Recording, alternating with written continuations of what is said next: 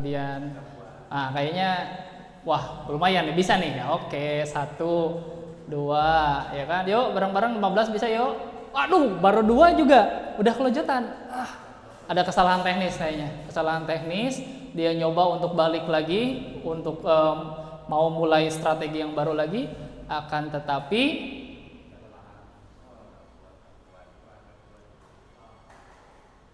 jatuh.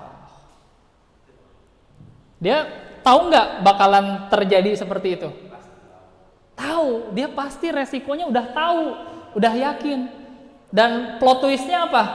Ternyata plot twistnya apa?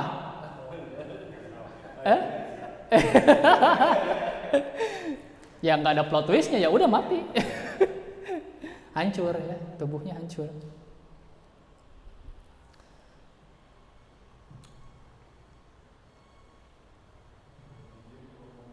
Nah, itu kamera di jauh Kang, itu kameranya jauh. Ya pakai tripod kayak gini, jadi pasang dulu, terus saya ke sono sendiri, sendiri. Gitu, luar biasa ya. Jadi ada 2 kelompok ya manusia yang dia tahu itu bahaya tetap dilakuin, ada juga yang nggak tahu. Tapi kalau yang nggak tahu ini sebenarnya dalam bahaya juga nggak? Dalam bahaya juga sebenarnya. Dan dia nggak tahu bahwa itu adalah bahaya. Ya. Termasuk perkara menerapkan Islam. Ya, ternyata masih banyak orang yang kemudian mengira Islam itu adanya di dimensi 1 dan 2 saja, teman-teman. Ya, dimensi 1, dimensi 2. Akidah bahasannya, iman lagi, ibadah, sholat, saum, zakat, haji lagi, ya kan? Kemudian dimensi yang kedua, makanan lagi dibahas.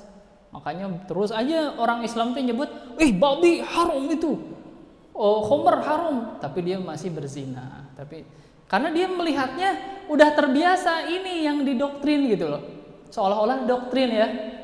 Jadi ini nih yang nggak boleh, makanan, minuman, pakaian, akhlak lagi mulu, akhlak terus gitu. Padahal untuk bisa mempertahankan iman seseorang, ibadah seseorang, dan juga memastikan makanannya halal yang dijual, minuman yang halal, pakaian yang tidak menutup aurat, dan akhlak yang bagus, tergantung di dimensi 3. Ini yang akan memaksa orang-orang ya, memaksa kaum muslimin untuk kemudian menerapkan Islam secara utuh gitu. Kalau sekarang ya kita yang nyadar aja yang kemudian menerapkan ini. Kalau yang nggak nyadar ya dia bebas ya, seolah-olah hukum Islam itu adalah pilihan. Gitu.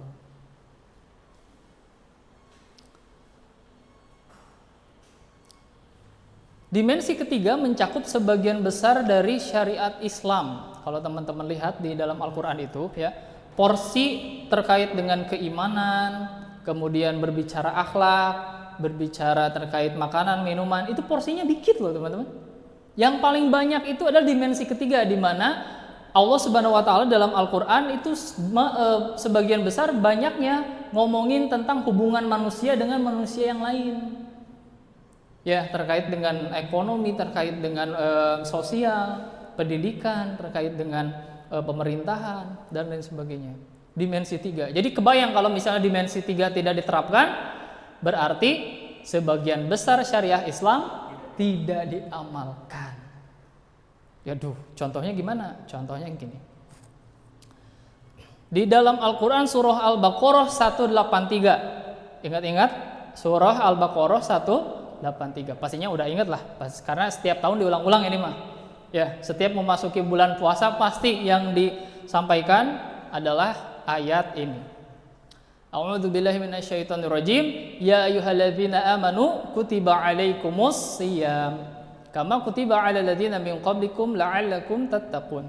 Hai orang-orang yang beriman, diwajibkan atas kamu berpuasa sebagaimana diwajibkan atas orang-orang sebelum kamu agar kamu bertakwa. Ini kata kutiba ini telah dituliskan atau telah ditetapkan, artinya berarti diwajibkan. Ya, paham? Makanya maknanya telah diwajibkan atas kita umat Islam untuk berpuasa. Pertanyaannya, gimana cara mengamalkan saum? Cara mengamalkan saum bisa nggak untuk saat ini? Ya tinggal puasa, ya kan? Masing-masing di antara kita ketika masuk bulan puasa, ya tinggal puasa, gitu. Tapi teman-teman kalau ngelihat ayat sebelumnya, Quran surah Al-Baqarah 178, kalau tadi 183, sekarang mundur lagi 178. Konteks ayatnya sama. Ya ayyuhalladzina amanu, awalnya seruan kepada orang-orang yang beriman. Kemudian di sini disebutkan kutiba alaikum, diwajibkan atas kalian. Apa perintahnya? Qisas, hukum bunuh bagi pembunuh orang muslim yang tanpa hak. Ya. Qisas, bagaimana cara mengamalkannya? Atau saat ini ada nggak yang mengamalkan qisas? Hah? Yakin Saudi? Enggak, udah diganti.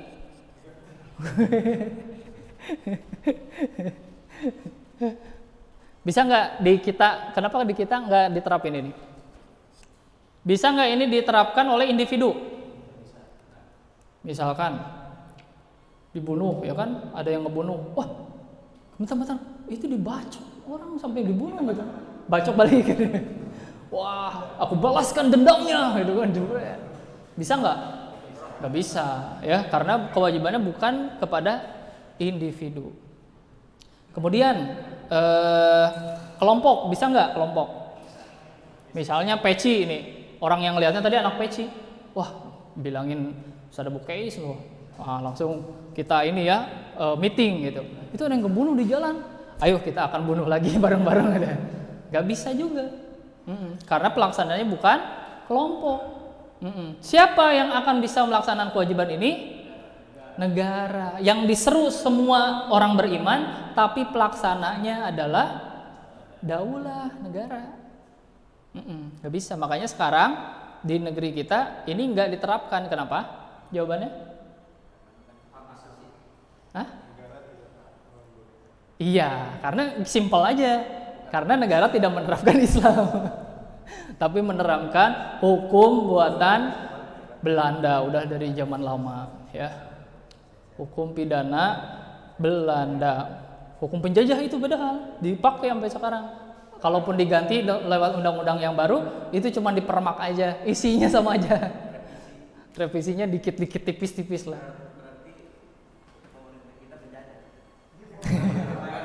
Aku tidak ikut-ikutan.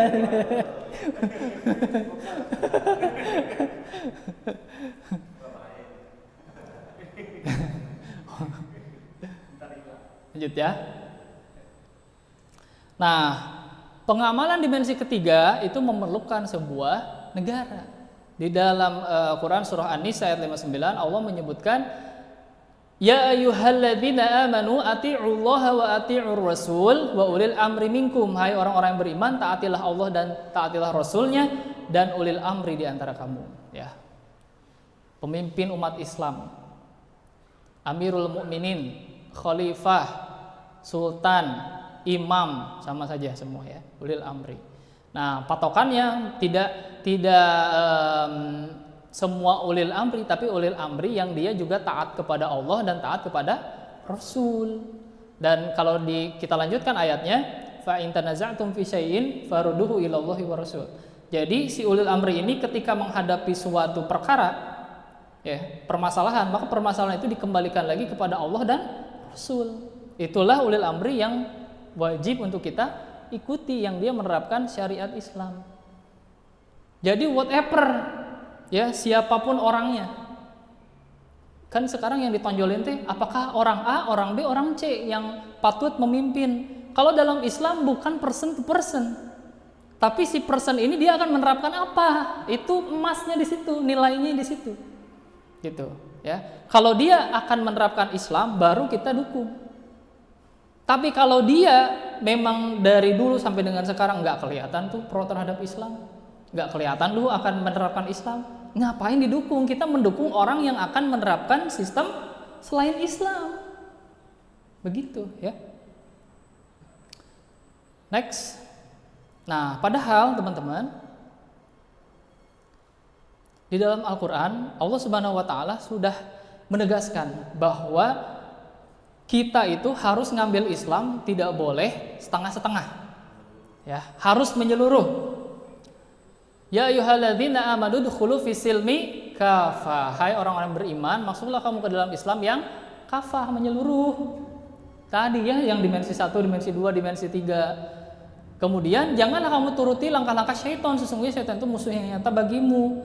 Tidak boleh kita kemudian setengah-setengah. Sebetulnya boleh setengah-setengah ngambil, tapi bersiaplah menghadapi ayat berikutnya di mana Allah menyebutkan afatu'minuna bi ba'dil kitab wa takfuruna bi ba'd? Apakah kamu beriman kepada sebagian Al-Qur'an dan ingkar terhadap sebagian yang lain? Tiadalah balasan bagi orang yang berbuat demikian daripadamu melainkan kenistaan dalam kehidupan dunia, dan pada hari kiamat mereka dikembalikan kepada siksa yang sangat berat. Asyadil azab. Ya, siksa yang teramat pedih, siksa yang teramat berat, pedas. Jadi boleh ngambil sebagian-sebagian, misalnya, saya mah pengen saum aja, saum mah masih bisa dilaksanakan, gak mau berjuang gitu kan, memperjuangkan kewajiban yang lain. Saya mah pengennya ngambil misalnya aturan apa yang nyenengin ya, yang nyenengin kita. Sholat masih bisa lah ya, itulah paling sholat, baca Quran gampang. Itu aja paling saya mah, nggak mau yang repot-repot. Boleh kayak gitu, tapi bersiap-siap kata Allah di dunia ya kenistaan, kemudian di akhirat siksa yang berat. Mau nyoba? Oleh karena itu maka karena kita berislam dan kita yakin kepada Allah dan hari akhir, totalitas sudah. Nggak ada jalan lain. Totalitas. Ya, bener, nggak bisa setengah-setengah. Ini jiwa seorang bajak laut ya, seperti tadi Kang Nasir bilang. Pas di laut, totalitas aja udah. Mau mati, mau mati, mau besok masih hidup atau enggak, nggak peduli. Pokoknya kuat-kuatan aja lah, gitu. Di sini pun sama. Ketika kita memegang Islam, ya, nggak ada pilihan lain, ya udahlah, taruhkan nyawa kita. Karena nyawa kita juga Allah yang pegang. Kemudian juga nanti kita semua akan pulang ke kampung halaman yang di sana kita akan kekal abadi. Tergantung kita kekal abadinya nanti bisa kopdar lagi di surga, apa kopdar di neraka. Lah, itu yang penting ya. Pengen yang anget-anget nyoba ke neraka. Wah, bukan anget itu mah. Aduh. Iya, siapa tahu bisa minta ya. Oke, kalau di surga, ini kalau di neraka ya. Jangan.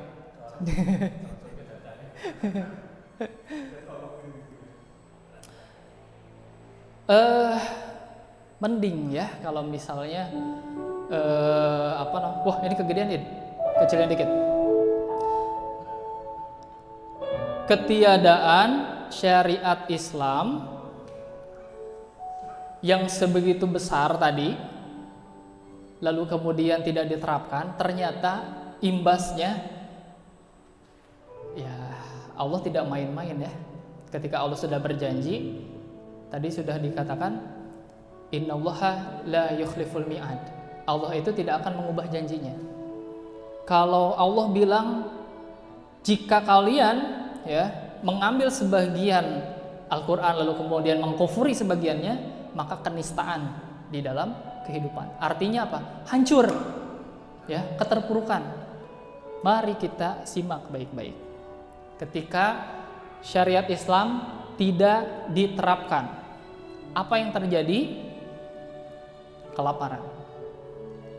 Kelaparan di mana-mana teman-teman. Kalau teman-teman lihat ini foto-fotonya sengaja berfokus ke bagian Afrika ya. Sebetulnya di belahan banyak negeri muslim kelaparan sudah sangat banyak sekali. Ya, tapi foto-fotonya tidak ditampakkan. Saya ingin sampaikan bahwa dulu ketika di Afrika saat Islam masih diterapkan, dulu zamannya Khalifah Umar bin Abdul Aziz.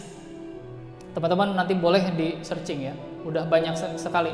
Semalam saya searching lagi cross check lagi, ternyata memang sekarang sudah sangat banyak sekali yang mengulas. Di zaman Khalifah Umar bin Abdul Aziz, peradaban Islam, kehilapan Islam itu sudah menguasai sampai banyak sekali wilayah, termasuk ke wilayah Afrika. Afrika juga menjadi bagian dari kehilafahan pada saat itu.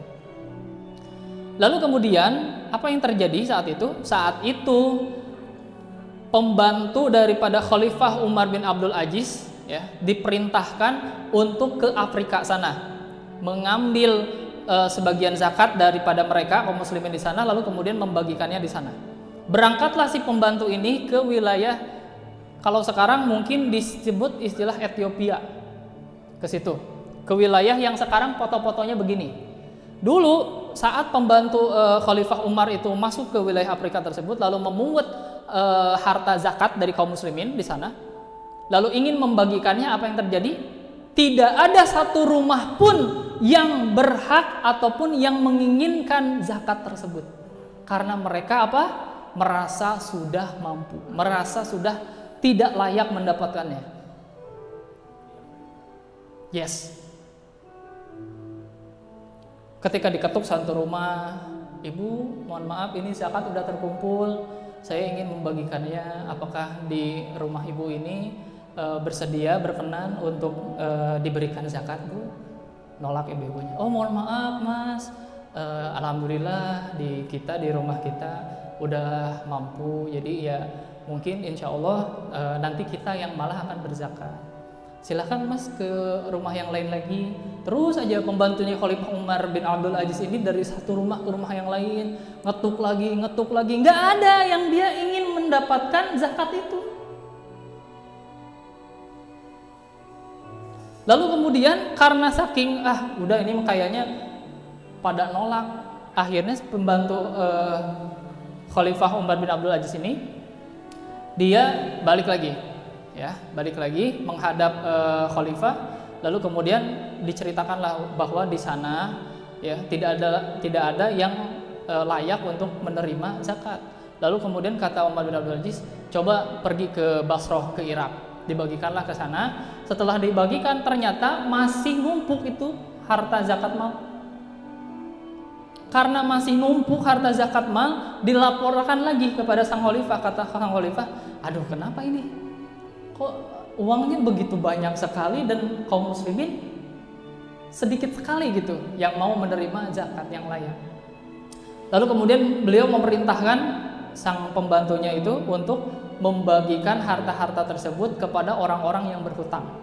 Ya udahlah gini aja, kalau udah nggak ada yang layak untuk diberikan zakat, ya coba tanya ke setiap orang punya hutang berapa, punya hutang apa, dibayar langsung.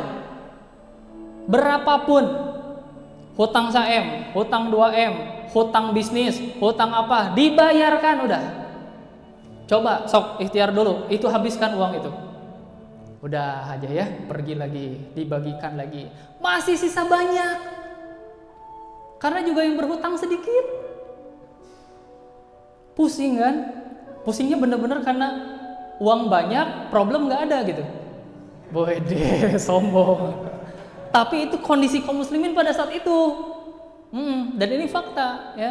Lalu kemudian dilaporkan lagi ke Khalifah Umar bin Abdul Aziz. Wahai Khalifah, sesungguhnya aku telah memberikan uang-uang ini untuk para orang-orang yang mempunyai hutang, namun masih banyak tersisa. Saking pusingnya kata Umar bin Abdul Aziz, pergi lagi, cari para pemuda yang mereka hendak untuk menikah tapi belum punya mahar, dikasih udah. Hamburkan uangnya, silahkan cari pemuda-pemuda siapa yang mau nikah, gratiskan pernikahannya udah. Sampai segitunya teman-teman ya. Tapi berbanding terbalik ketika apa? Islam tidak diterapkan. Kondisi kaum muslimin yang dulu untuk menerima zakat saja, menerima zakat nolak. Sekarang kondisinya begini. Karena Islam tidak diterapkan. Kemiskinan di mana-mana, banyak yang homeless ya. Jangankan di luar negeri, di kita juga banyak. Jangankan di yang jauh-jauh ya, ketika kita misalnya pergi ke jalan, berapa orang yang kemudian kita lihat ada di emperan ya, tidur di jalanan, tidur di ya pertokoan gitu ya, homeless, nggak punya rumah dan lain sebagainya. Itu berapa banyak? Banyak sekali. Ya, kemiskinan merajalela luar biasa. Kebodohan. Ya. Sampai dengan detik ini, kebodohan dari kaum muslimin bukannya setiap hari meningkat ya, tapi kemudian terus membesar. Kenapa? Ya tadi, karena sistem pendidikannya bukan sistem pendidikan Islami, sehingga muncullah fenomena pesulap merah itu kan, melawan para dukun pembodohan gitu. Saya juga agak kesel saya kalau ngelihat YouTube para pembodohan itu ya. Jadi maksudnya itu yang komen-komen tuh kayak yang bener gitu. Subhanallah, masya Allah ya, Gus ini jago banget gitu kan. Wah bener ini waliullah, bisa menghancurkan, bisa menerbangkan musuh-musuhnya gitu kan, bikin astagfirullahaladzim. Nabi aja senabi-nabinya nggak pernah kayak gitu. Aduh ya Allah. Itu kenapa coba? Ya karena faktor tadi ya, ketidakpintaran gitu. Akhirnya merasa bahwa hal-hal yang seperti itu adalah sesuatu yang beneran terjadi gitu. Ya, kebodohan di mana-mana. Penghinaan terhadap Islam, teman-teman ya. Udah berapa kali sampai detik ini Al-Qur'an dibakar, Al-Qur'an dimasukkan ke toilet. Nabi Muhammad dihina, Nabi Muhammad dilecehkan, dituduh ini itu. Pemimpin umat Islam memang saat ini bereaksi, tapi kemudian apakah itu akan menghentikan? Tidak. Hanya sekedar kecaman saja. Tapi teman-teman perlu tahu, dulu ketika zaman kehilafahannya Abdul Hamid II, Abdul Hamid II ini ceritanya dia yang menolak si Bapak Zionis Theodor Herzl, datang ke dia, lalu kemudian meminta Palestina dengan imbalan dana yang begitu luar biasa ya, ribuan triliun dia akan tawarkan untuk mengambil Palestina. Tapi kemudian Sultan Abdul Hamid II pada saat itu jelas-jelas menolaknya. Ia mengatakan bahwa lebih baik aku tertusuk punggungku daripada melihat tanah Palestina yang merupakan tanah milik umat ini itu harus direbut oleh orang kafir. Pergi dan diludahi.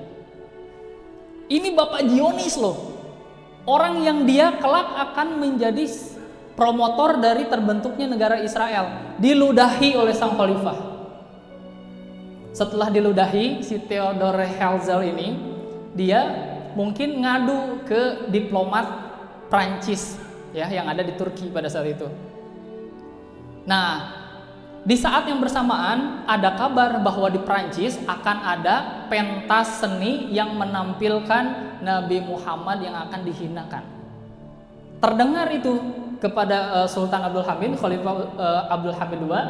Lalu kemudian ia langsung mengumpulkan pasha-pashanya, para menteri-menterinya. Saya tidak terima. Saya nggak terima Nabi Muhammad yang mulia akan diperlakukan seperti ini. Beliau adalah manusia termulia yang setiap orang mukmin yang ada di dunia sampai dengan hari kiamat mereka menginginkan bertemu dengan beliau. Dan seandainya Prancis itu berani menampilkan dan menghina-hina Nabi Muhammad, aku tidak akan pernah rela. Panggil diplomat Prancis ke sini. Dipanggil itu.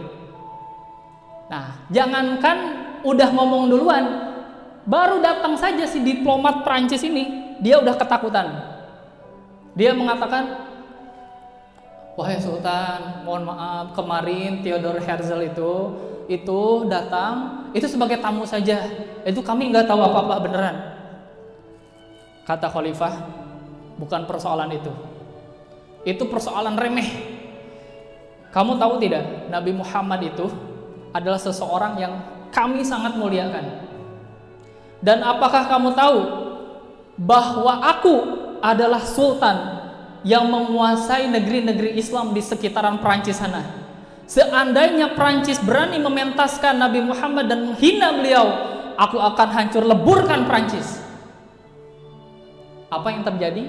Dibatalkan besoknya.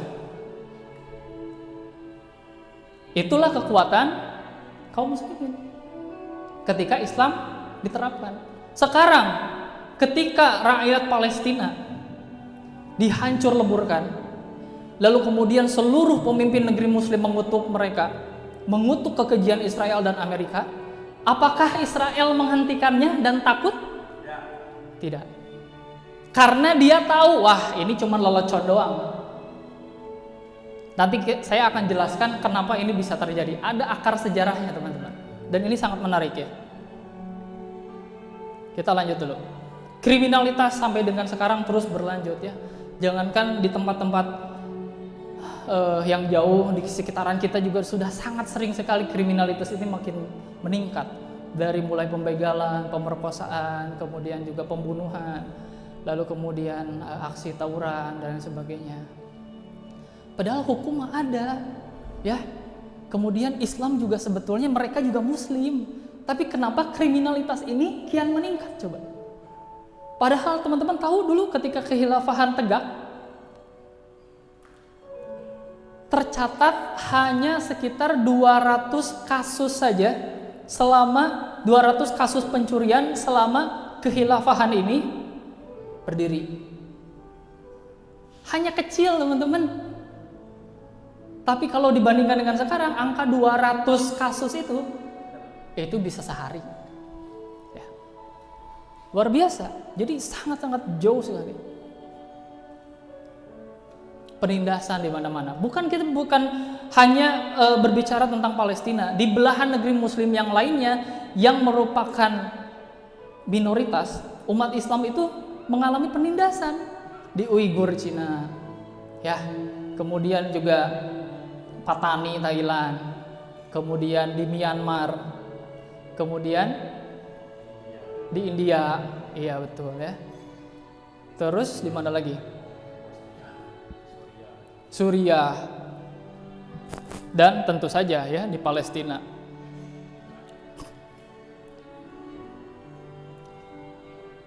Anak-anak balita ya yang dia hafizul Quran, mereka menjadi korban ya dari kebiadaban Zionis Israel. Yang saya paling mengerikan itu teman-teman, kalau dulu ya pada zaman saya SMP SMA kan belum ada sosmed, saya tidak melihat adanya postingan-postingan atau apa yang diungkapkan oleh saudara-saudara kita yang ada di Palestina. Kalau sekarang ada, mereka kan punya Twitter juga. Mereka yang para syahid ini, dia menuliskan sebelum syahidnya di Twitter dan saya baca. Dan saya semakin benar-benar merasa sangat gundah sekali ya. Di saat mereka mengatakan, ada yang benar-benar sangat menyentuh saya. Jadi postingannya begini. Saya lupa tampilkan, padahal bagus banget ya. Dia bilang begini ya. Ya Allah, aku membayangkan ketika kaum muslimin di Palestina ini digempur sedemikian rupa oleh Zionis Israel. Lalu aku memikirkan bahwa inilah saatnya kaum muslimin bangkit dari keterpurukan. Tapi aku tak bisa membayangkan ketika kaum muslimin di Palestina sedemikian rupa dibantai habis-habisan, lalu umat Islam masih tetap saja tidak bangkit. Bergetar ya, saya benar-benar speechless. Kenapa? Karena ini orang berpotensi untuk apa teman-teman? Dia menjadi cepunya kepada Allah. Tahu cepu? Dia mengadu. Gimana kalau orang ini dia beneran ngadu kepada Allah, lalu kemudian dia nuntut kita kaum muslimin yang ada di Indonesia. Dia nuntut kepada Allah, ya Allah, ketika kami dibantai, umat Islam yang ada di Indonesia sedang apa? Teman-teman kalau kebayang ke situ, ngeri nggak? Dia ngadu kepada Allah loh. Sementara orang yang dizolimi saja ketika dia berdoa akan diijabah. Ini orang yang kemudian dibantai teman-teman. Dan kita juga berkewajiban membantu mereka. Lalu kemudian dia ngadu ke Allah, ya Allah, ketika kami dibantai, umat Islam yang ada di Cikarang lagi ngapain? Itu ngeri. Kalau dia meminta, ya Allah, balaskan. Ngeri nggak? Ngeri apa yang akan kita terima dari pembalasan Allah yang begitu luar biasa? Ya, sehingga apabila kita ingin keluar dari kondisi kita bisa diberikan azab oleh Allah karena atas ini, ya dakwah, kita berjuang gitu, sehingga kita punya alibi di hadapan Allah. Ya Allah, kami pun merasakan hal sakit sama ketika melihat saudara kami sakit di sana. Dan yang bisa kami perbuat adalah berjuang bagaimana Islam ditegakkan kembali, bagaimana Islam punya marwah kembali. Itu yang akan menjadi dalih kita di hadapan Allah. Memang sekarang pelindung umat ini nggak ada, tapi kita berjuang untuk mengadakan lagi perisai umat itu. Takbir. Ya, bagaimana kemudian harga diri umat Islamnya benar-benar diinjak sekali. Ini foto dulu ya, tahun 2012-an lah. Benar-benar viral banget waktu dulu di Facebook viralnya ya, belum ada apapun. Seluruh dunia bereaksi keras ketika tentara Israel ini berfoto di belakang mayat seorang pria Palestina yang baru saja mereka bunuh di dekat Tul Karim. Dibunuh, setelah dibunuh, diletakkan di depan, dijadikan bahan untuk selfie. Murah sekali harga diri seorang kaum muslimin.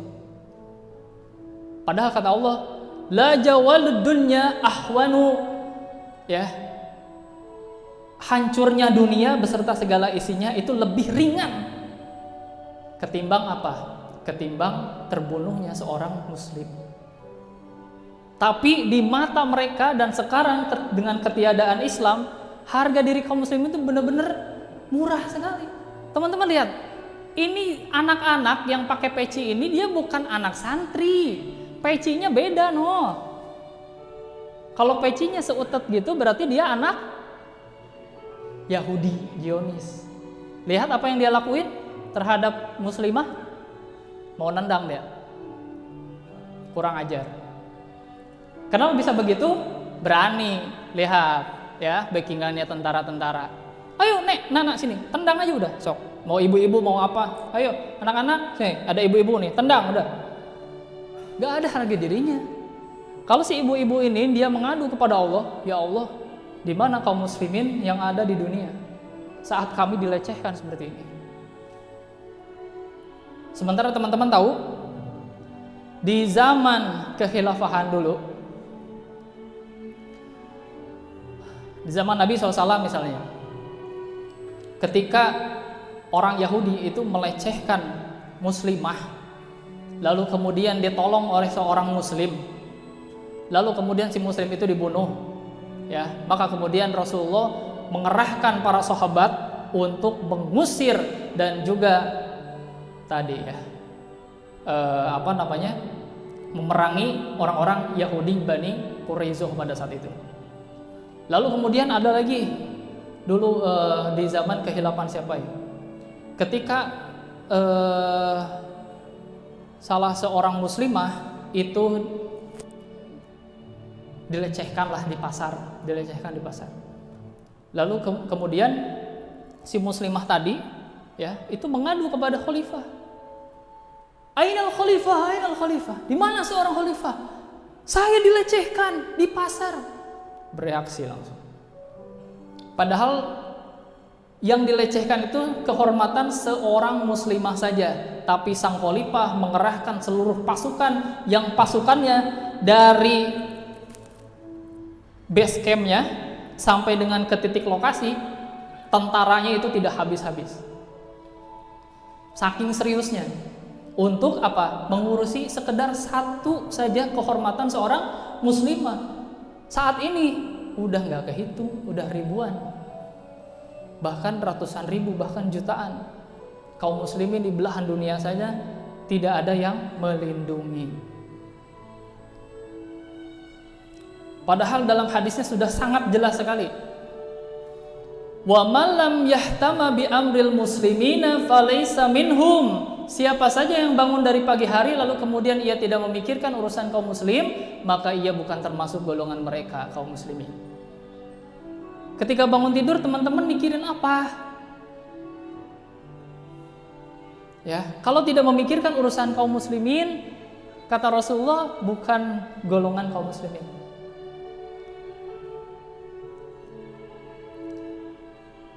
Wal mu'minuna wal mu'minat ba'duhum awliya'u ba'd. Dan orang-orang yang beriman lelaki dan perempuan sebagian mereka menjadi penolong bagi sebagian yang lain. Quran surah At-Taubah. La yu'minu ahadukum hatta yuhibbu li akhihi ma yuhibbu li nafsi. Tidak sempurna iman seorang di antara kalian sampai ia mencintai untuk saudaranya seperti ia mencintai dirinya sendiri. Kita rela nggak kalau kita hidup dalam penjajahan? Nggak rela. Kita rela nggak kalau kita hidup dalam kemiskinan? Kita hidup dalam kemelaratan, kita nggak punya tempat tinggal, kita nggak punya bahan makanan untuk dimakan, kita nggak punya kasur empuk, kita nggak punya apapun untuk ditinggali. Kira-kira kita akan rela nggak dengan kondisi kita seperti itu? Nggak. Kalau kita merasa tidak rela, maka kita pun harus tidak rela ketika melihat kaum muslimin ada yang begitu kondisinya. Harusnya sampai ke situ. Perumpamaan orang-orang yang beriman dalam rasa cinta mereka, kasih sayang mereka, dan kelemah lembutan mereka bagaikan satu tubuh. Apabila salah satu anggota tubuh sakit, maka anggota tubuh lainnya merasakan sakit dengan tidak tidur dan demam, ya, dan lain-lain. Nah, ini perbedaannya teman-teman. Inilah perbedaan antara orang-orang yang memiliki akal atau akalnya dipakai dengan orang-orang yang akalnya tidak dipakai. Seperti halnya ilustrasi ini. Ini udah jelas nih disebutin. Kalau tidak bertelur 3 butir per hari, leher putus. Nah, kira-kira bakal diindahkan nggak langsung nih sama si ayam-ayamnya? Nggak. Kenapa? Nggak ngerti dan nggak punya akal, ya. Wajar tidak? Ya kalau binatang ternak wajar, ya. Kita marah-marahin gitu, kamu itu harus gini, kamu. Ya kalau nggak diikutin ya wajar, orang dia juga nggak ngerti. Tapi manusia, Allah sudah memberikan peringatan. Tadi ya dakwah wajib, kemudian menolong sesama muslim juga wajib. Kemudian juga kita harus melakukan dakwah amar ma'ruf nahi munkar. Tapi masih tidak dilakukan, kebangetan, ya. Oke. Takbir. Bentar, ngerehab dulu ya. Saya juga agak emosional. Ya, ternyata ketiadaan Islam diterapkan yang tadi di dimensi 3 itu resikonya besar sekali, teman-teman. Ya. Membuat kaum muslimin di belahan dunia itu problemnya begitu berat sekali, besar sekali. Nah, teman-teman kira-kira bisa nggak menjawab ini? Mengapa umat Islam sekarang mengalami keterpurukan ini? Secara teknis, kapan sih terjadinya problematika umat yang begitu besar dan mendalam ini? Sebelum ke sana, ya kita akan, kayaknya ada video ini ya. Kita akan nyari tahu, kalau teman-teman nggak tahu berarti kita harus nyari tahu seperti dalam video ini. Ini video untuk apa ya? Nyari tahu tentang tips. Nah. Tadi yang di link tadi biasa hyperlink. Yang di PPT-nya klik di bagian icon yang itu. Itu dulu tampilin dulu ini dulu nih. Oke. Terus di ikonnya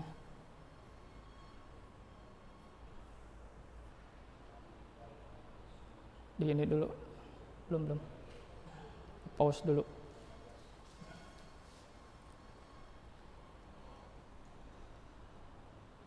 Udah ada yang tahu, Kang Nasir, gimana caranya mengeluarkan isi perut ikan secara cepat? Bentar, yang diklik dulu. Ada yang tahu nggak? Dibelah. Ini cara yang tercepatnya ada. Kang Nasir dulu di perairan, di perlautan.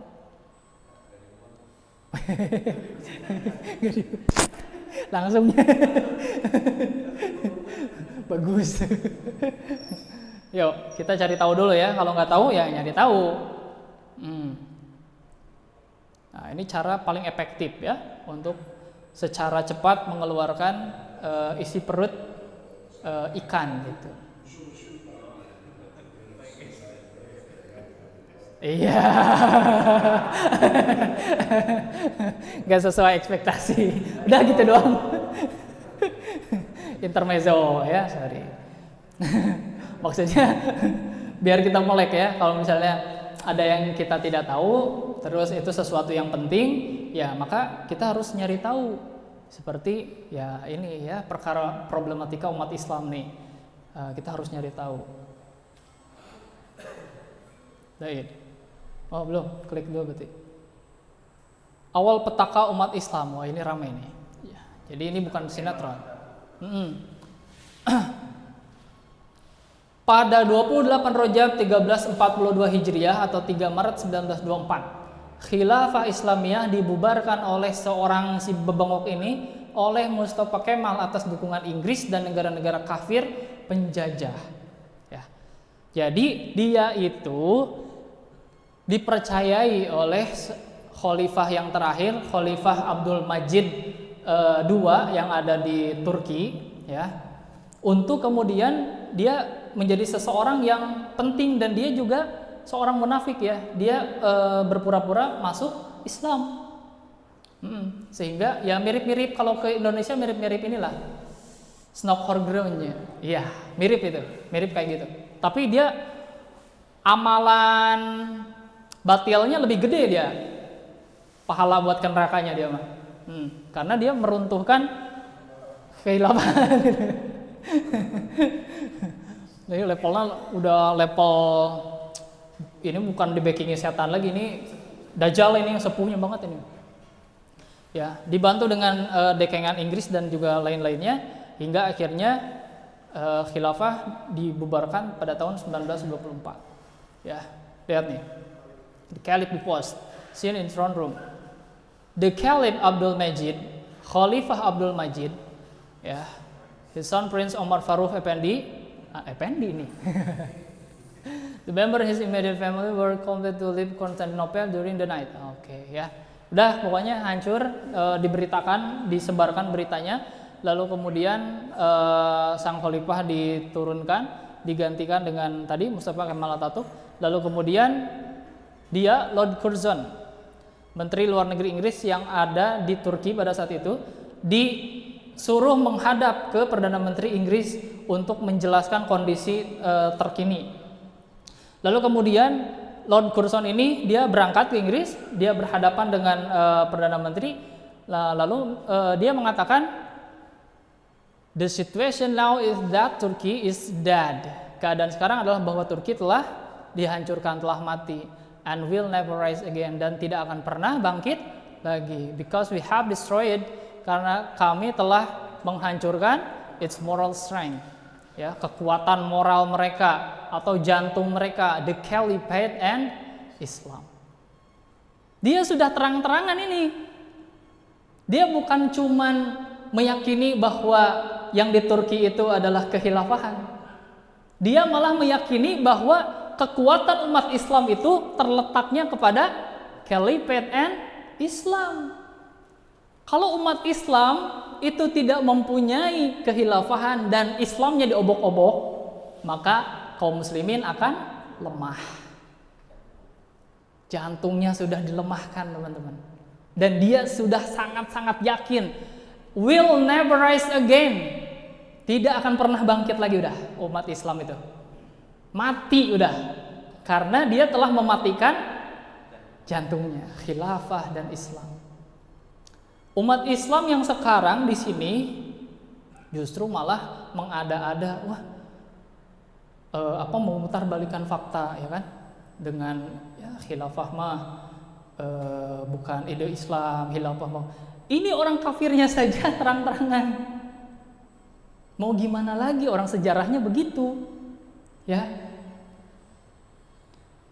Lord Curzon. Nah, wilayah kekhilafan Islam dari mulai Nabi Muhammad sampai dengan Turki Utsmani, ya,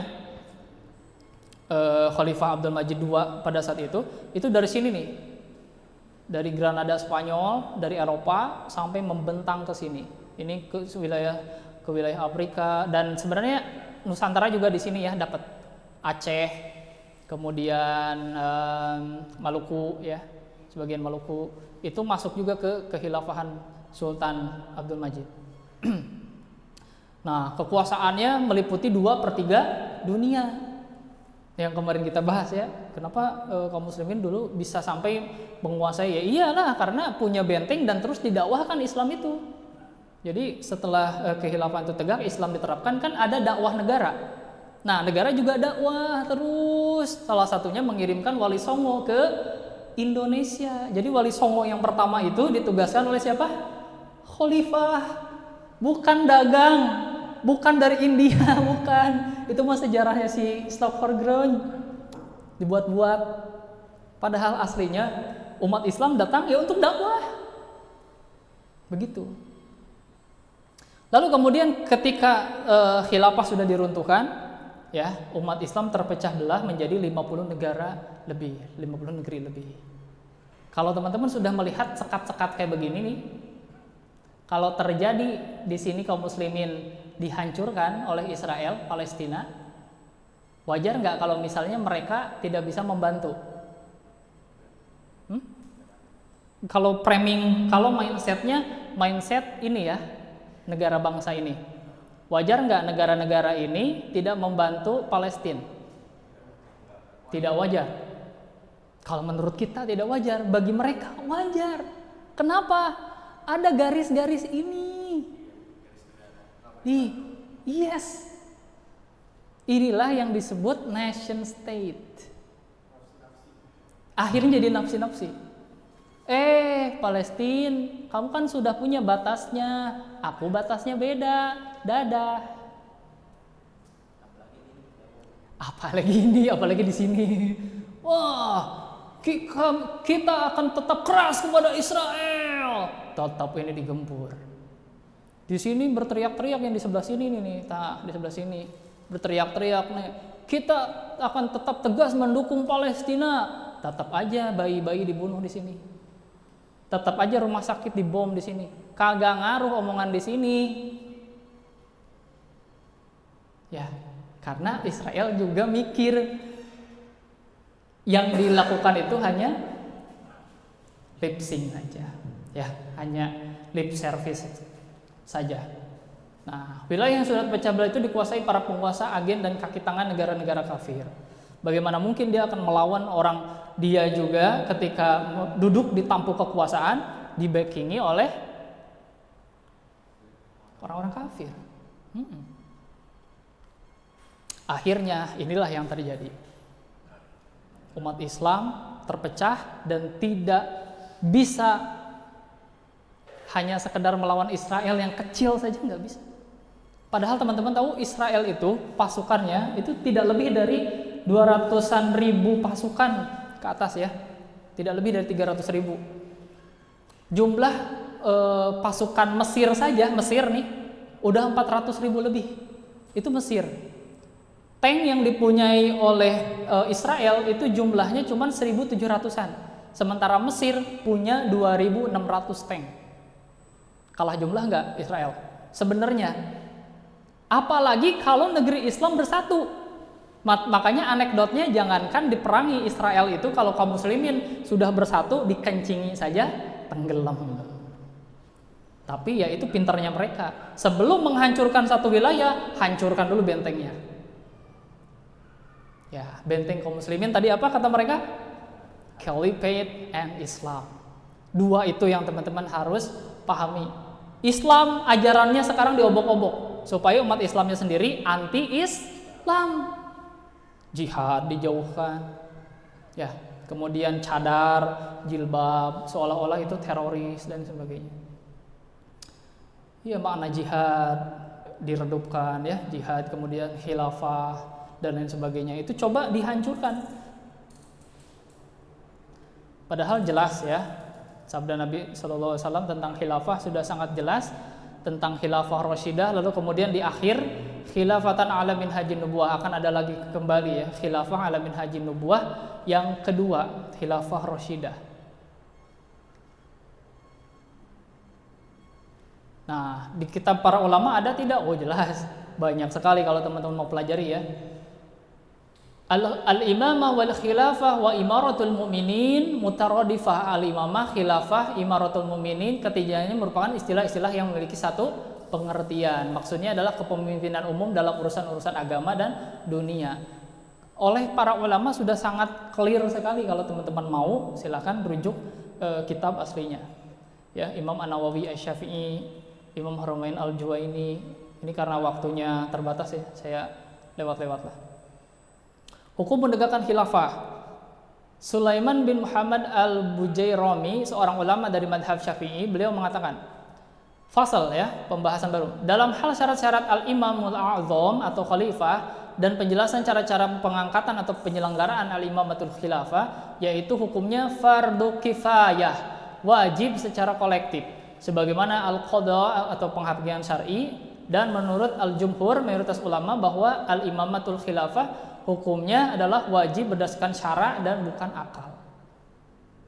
Jelas? Nah, kalau mau merujuk ke kitab para ulama, lebih mantap lagi ya. Di madhab Hambali pun juga sama, tidak berbeda. Nah, kalau teman-teman mau rujuk ini, silahkan. Semuanya membahas tentang kewajiban khilafah. Khilafah itu apa? Ya, imam, kemudian Amirul Mukminin, jelas di sini. Saya punya kitabnya, rangkuman para ulama yang membahas khilafah segini. Kalau teman-teman mau silakan ya. Saya mah, dibacanya tipis-tipis ya, karena saking tebal dan juga bahasa Arab ya. Dan masih banyak lagi ya kitab-kitabnya.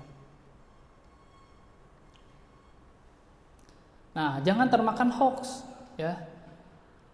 Dakwah Islamofobia, teman-teman. Orang-orang yang Islamofobia juga melakukan dakwah. Dakwahnya apa? Ya dakwah Islamofobia itu. Dia berusaha menjadikan orang itu takut terhadap Islam, ya. Sehingga teman-teman harus memilah dan memilih. Kalau misalnya ada sesuatu yang negatif tentang Islam, maka teman-teman harus cross check langsung. Ya, fatabayanu, kalau ada berita dari orang-orang fasik, ya, fatabayanu, maka tabayun, cari dulu, cross check dulu. Bener enggak? Ya, bisa jadi dia itu hanya sekedar menjadikan kita ragu terhadap Islam. Nah, ini ada video lagi nih. Langsung ya. Oh iya, langsung.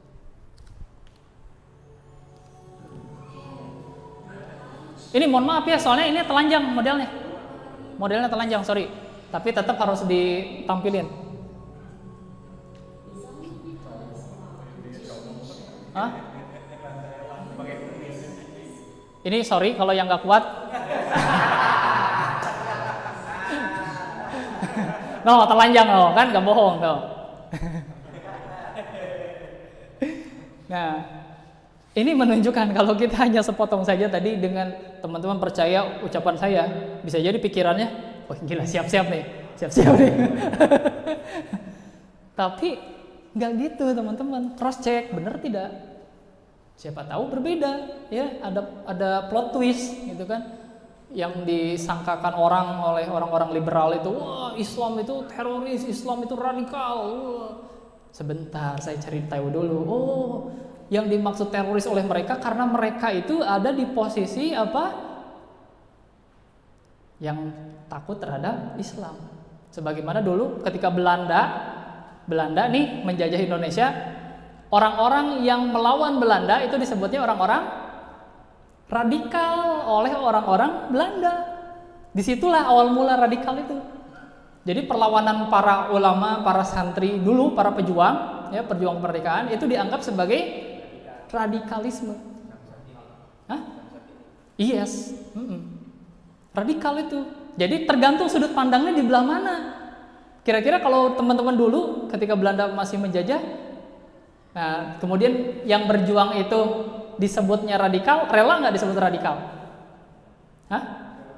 Ya rela lah. Karena kita berjuang di jalan yang benar gitu. Mau dianggap sebagai radikal ya baik-baik, kan itu pandangan mereka. Yang jelas kita berada di posisi yang benar. Itu yang paling penting ya. Klik lagi ya.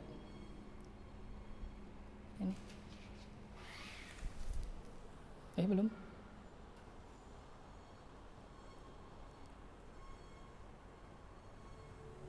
Aurat lagi nih. Hah? Bukan. Yang PowerPoint-nya lagi. Close berarti. Oke, kita akan sampai ya di bagian kencang banget. Oke, teman-teman, kita akan sampai di bagian akhir dari sesi ini. Saya ingin membangkitkan jiwa-jiwa militansi teman-teman ya.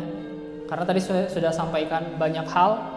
Kalau teman-teman masih saja belum punya gambaran nanti ke depan akan berperan sebagai apa, agak keterlaluan ya. Saya sudah sampaikan tadi dari awal sampai dengan akhir. Dan ini penutupnya, sebuah inspirasi dari para sahabat. Yang teman-teman tahu ya bahwa Rasulullah dan para sahabat ini mulia karena apa? Dakwahnya, bukan karena yang lain, teman-teman. Meskipun mereka semua adalah pebisnis hebat, kemudian miliarder, ya kan? Tapi ketahuilah kemuliaan seorang Abdurrahman bin Auf, Utsman bin Affan, kemudian Abu Bakar As-Siddiq, itu bukan atas kekayaan mereka, melainkan karena kekayaan mereka itu dilimpahkan untuk dakwah Islam. Sebelum Utsman bin Affan, Abdurrahman bin Auf itu memberikan sebagian harta mereka untuk dakwah, mereka masuk surganya dikatakan oleh Rasul itu merangkak. Tapi ketika sudah mengeluarkan harta mereka, separuh dari harta mereka diserahkan untuk dakwah Islam, maka saat itu Rasulullah mengatakan engkau akan berlari ke dalam surga karena dakwah. Bagaimana seorang Abu Bakar As-Siddiq rela mengeluarkan uang kalau sekarang sebesar sekitar 3 miliar hanya untuk memerdekakan seorang budak yang dikatakan ya agak lemah lah, Bilal bin Rabah, itu dengan kisaran 3M. Pada saat itu orang-orang kafir Quraisy mentertawakan Abu Bakar. Aduh, konyol Abu Bakar ini. Kalau dihitung dari sisi untung merugi besar ini Abu Bakar. Kenapa? 3M. Ini rata-rata cuman paling 30 juta bisa. Ini aku kasih 3M dia mau gitu. Tapi apa yang kemudian dikatakan Abu Bakar? Abu Bakar mengatakan engkau yang rugi. Karena sesungguhnya jika engkau menaruh harga untuk Bilal bin Rabah ini 30M, maka aku akan tetap kasih. Itu prinsip dari seorang pendakwah, seorang muslim. Makanya Abu Bakar benar-benar diangkat kemuliaannya. Bukan karena harta mereka, bukan. Tapi harta mereka dipakai untuk dakwah. Bagaimana tadi Sa'ad bin Mu'adz yang diceritakan tadi ya, Ustaz Abu Qais, mampu menggetarkan arsy-Nya Allah. Padahal teman-teman harus tahu ya, Sa'ad bin Mu'adz ini masuk Islam sampai dengan wafatnya itu hanya 6 tahun saja. 6 tahun saja dibandingkan dengan sahabat yang lain yang bersamai Rasulullah dari awal ya. Itu udah belasan tahun, beliau hanya 6 tahun tapi arsy-Nya Allah bergetar. Apa yang ia perbuat?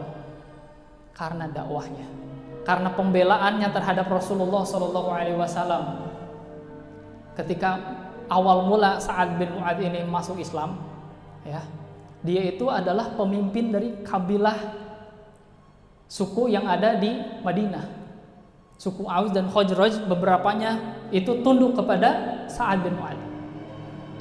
Lalu kemudian melihat Mus'ab bin Umair itu berdakwah kepada orang-orang yang ada di Madinah, dia tidak suka. Dia bilang ke temannya, saya lupa lagi ya, Sa'di atau siapa, diutus cegah Mus'ab bin Umair untuk berdakwah ke orang-orang kita. Kalau seandainya bukan karena sepupunya yang membawa Mus'ab, udah aku turun tangan langsung. Tapi ini ada orang yang membaiat Rasulullah, membawa Mus'ab itu sepupunya Mu'ad, sepupunya Sa'ad bin Mu'ad. Lalu kemudian si sahabatnya ini datang ke Mus'ab bin Umair untuk mengusir dia, mau diusir. Tapi kata Mus'ab bin Umair, sebentar dulu, kalau seandainya engkau mau mendengarkanku, lalu kemudian engkau sepakat dengan apa yang aku sampaikan, maka terimalah. Tapi jika engkau tidak sepakat, maka tinggalkanlah, aku akan pergi. Ya, akhirnya sepakat. Nah, duduk dulu. Lalu kemudian Mus'ab bin Umair menyampaikan Islam. Lalu akhirnya menerima Islam. Setelah menerima Islam, yang tadinya mau ngebubarin loh. Nah, setelah menerima Islam, dia mengatakan, wahai Mus'ab, sesungguhnya di belakangku ada seseorang yang apabila dia masuk Islam, maka seluruh dari pengikutnya dia akan masuk Islam. Seluruh Madinah akan tunduk kepada Islam. Wah, siapa itu? Nah, disampaikanlah Sa'ad bin Mu'ad. Sa'ad bin Mu'ad akhirnya didatangi oleh Mus'ab bin Umair. Lalu kemudian awalnya marah. Lalu sama ya, Mus'ab mengatakan kepada Sa'ad, sebentar dulu. Kalau engkau ada waktu, lalu kemudian mau mendengarkanku, engkau boleh pergi ketika tidak sepakat. Tapi kalau sepakat, ya sudah terima. Kalau tidak sepakat, aku akan pergi. Ya sudah, itu lebih bijak, kata Sa'ad bin Mu'ad. Ketika duduk bersama lalu kemudian menyampaikan Islam, akhirnya Sa'ad bin Mu'ad masuk Islam dan mengatakan kepada Mus'ab bin Umair, sesungguhnya aku masuk Islam sebelum engkau menyampaikan Islam itu sendiri. Kenapa? Melihat perawakan dan tutur katanya juga sudah, ini bukan orang biasa. Vibes-nya sebegitunya gitu. Lalu kemudian Sa'ad bin Mu'ad di saat itu ya, dia beriktikad untuk kemudian mencoba melakukan yang terbaik ya. Karena dia tahu bahwa dia masuk Islam sudah terlampau jauh oleh teman-temannya yang lain, sahabat-sahabat yang lain. Ia ingin menjadikan amalannya itu benar-benar berkualitas. Sehingga selama 6 tahun itu beliau terus membersami Rasulullah sampai dengan di akhir hayatnya, ketika perang Yarmuk, perang Ahzab, ketika orang-orang Quraisy itu datang ya menyerbu kaum muslimin yang ada di Madinah. Rasulullah itu datang kepada Sa'ad, ketika Sa'ad itu dapat ini ya, panah yang dia memutuskan lengan kanannya. Nah, sampai dengan itu dirawatnya itu dekat campnya Rasulullah, sengaja oleh Rasulullah didekatkan. Lalu kemudian setiap hari dirawat, kondisinya makin memburuk. Saat Nabi SAW memangkunya, dipangku oleh Nabi, lalu kemudian didoakan, ya Allah, ringankanlah ruh ini, ringankanlah ruhnya Sa'ad bin Mu'ad untuk bisa menghadap engkau. Hingga akhirnya kemudian Sa'ad bin Mu'ad dengan susah payah ya membuka kelopak matanya, memandang matanya kepada Rasulullah. Assalamun alaika ya Rasulullah, keselamatan bagi engkau ya Rasulullah. Asyhadu an la ilaha illallah wa annaka Rasulullah. Ya Rasulullah, seandainya aku masih diberikan waktu untuk bisa membersamai engkau, aku ingin sekali ya berperang dengan orang-orang Quraisy. Kenapa? Karena orang-orang Quraisy lah yang dulu pernah menyakiti engkau. Jadi Sa'ad bin Mu'ad ini dalam hatinya benar-benar ingin berperang ya dengan orang-orang Quraisy. Karena dulu orang-orang Quraisy menyakiti Rasulullah Muhammad SAW. Namun ternyata itu bukan suratan takdirnya. Sa'ad bin Mu'adz pada saat itu ketika sudah menyampaikan La ilaha illallah wa annaka Rasulullah, saat itulah hembusan terakhir dari Sa'ad bin Mu'adz. Ia meninggal di pelukan Rasulullah SAW. Dan doa Rasul pun diijabah. Kata para sahabat, setiap kali dia membalut lapisan demi lapisan kain kafan kepada Sa'ad bin Mu'adz, lapisannya itu benar-benar tercium bau kasturi, sangat wangi sekali. Lalu kemudian Rasulullah mengatakan, Arsy Allah, Arsyur Rahman bergetar. Ya, limauti Sa'ad bin Mu'adz, karena kematiannya Sa'ad bin Mu'adz. Kenapa? Karena Sa'ad bin Mu'adz sudah ditunggu oleh para malaikat dan bidadari di surga.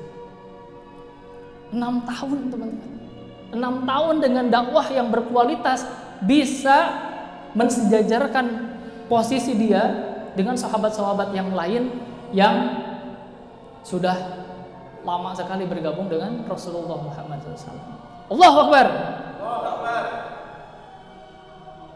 Sekarang kita sudah jauh ribuan tahun ya dibandingkan dengan kehidupan Rasul dan para sahabat. Apakah kita terlambat? Tidak. Kita tidak terlambat sama sekali. Karena kita juga mampu menjadi Sa'ad bin Mu'adz. Allah Maha Adil. Seandainya kita sekarang berkomitmen dalam hati kita menjadi seorang pendakwah yang hebat, ya, kita akan ajak teman-teman kita kepada Islam. Kita akan sadarkan kaum muslimin, saudara-saudara kita, teman-teman kita, keluarga kita. Sampai kemudian Allah juga memberikan kemuliaan yang sama dengan Sa'ad bin Mu'adz radhiyallahu anhu. Apakah kita ingin? Inginkah kita seperti itu? Insyaallah ya. Takbir.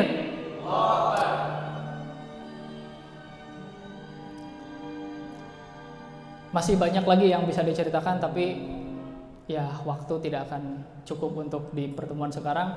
Insyaallah kita tidak berhenti di sini teman-teman. Insyaallah ini hanyalah awal. Kita siap untuk melanjutkan estafet dakwah. Siap?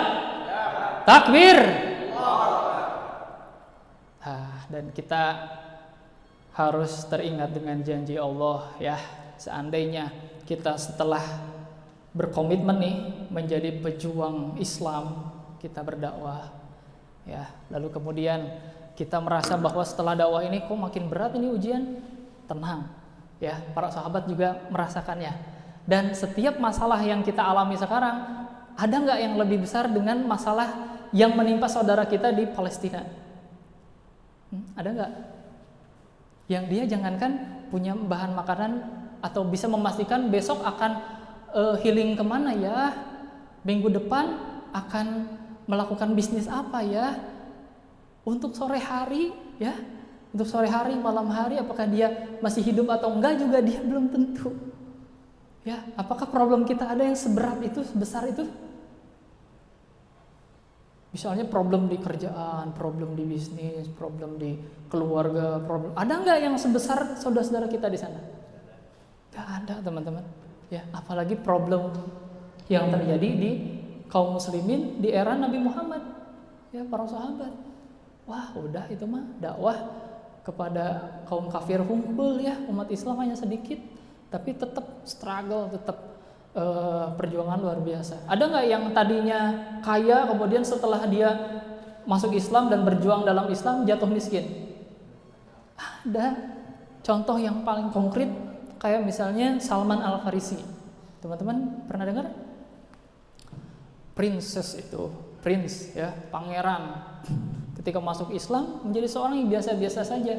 Lalu kemudian ketika meninggalnya dikabarkan ya, ketika Rasulullah datang menjenguk, si kain kafannya itu ketika ditarik ke atas menutupi kepalanya, kakinya kelihatan. Kemudian kainnya ditarik ke bawah, kepalanya kelihatan. Saking tidak adanya kain di rumah dia, adanya itu aja. Jadi oleh orang-orang sekitar yang dipakainya itu dulu. Tapi begitulah kondisinya. Asalnya orang kaya, ganteng, sultan, tapi ketika masuk Islam diuji oleh Allah dengan itu, tapi tetap istiqomah sampai akhir hayat. Luar biasa.